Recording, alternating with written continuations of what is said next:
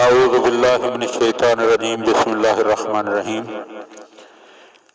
مولا کائنات حضرت امیر المومنین علی ابن ابی طالب علیہ السلام کے فرامین کا سلسلہ اور آپ علیہ السلام کے مجموعہ کلام نہج البلاغہ کے تیسرے باب کا 265 نمبر فرمان ہدیہ خدمت ہے۔ وقال علیہ السلام، آپ علیہ السلام نے ارشاد فرمایا، اِنَّ کلام الحکماء اذا کان صوابا، کہ دانشوروں کا، علماء کا کلام جب درست ہوتا ہے، کانا دواءً، تو وہ دوا بن جاتا ہے، وَإِذَا کَانَ خَطَأً کانا داءً، اور جب علماء کا کلام، علماء کی گفتگو غلط ہو، مبنی بر خطا ہو، ذاتی نظریات پر مشتمل ہو، یا اس گفتگو میں کوئی غرض اور مرض شامل ہو، تو مولا فرما رہے ہیں کہ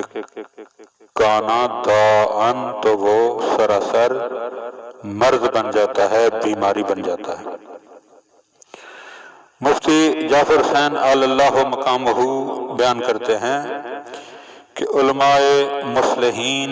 کا طبقہ اصلاح کا ذمہ دار ہوتا ہے اور افساد کا بھی، یعنی اصلاح بھی علماء ہی کرتے ہیں اور فساد بھی علماء ہی برپا کرتے ہیں، کیونکہ عوام ان کے زیر اثر ہوتے ہیں اور ان کے قول و عمل کو صحیح و معیاری سمجھتے ہوئے اس سے فائدہ اٹھاتے ہیں اور اسی پر عمل پیرا ہوتے ہیں۔ اس صورت میں اگر ان کی تعلیم اصلاح کی حامل ہوگی تو اس کے نتیجے میں ہزاروں افراد صلاح و رشد سے آراستہ ہو جائیں گے، اور اگر اس میں خرابی ہوگی تو اس کے نتیجے میں ہزاروں افراد گمراہ و بے راہ روی میں مبتلا ہو جائیں گے۔ اسی لیے کہا جاتا ہے کہ جب ایک عالم میں فساد رونما ہوتا ہے تو اس فساد کا اثر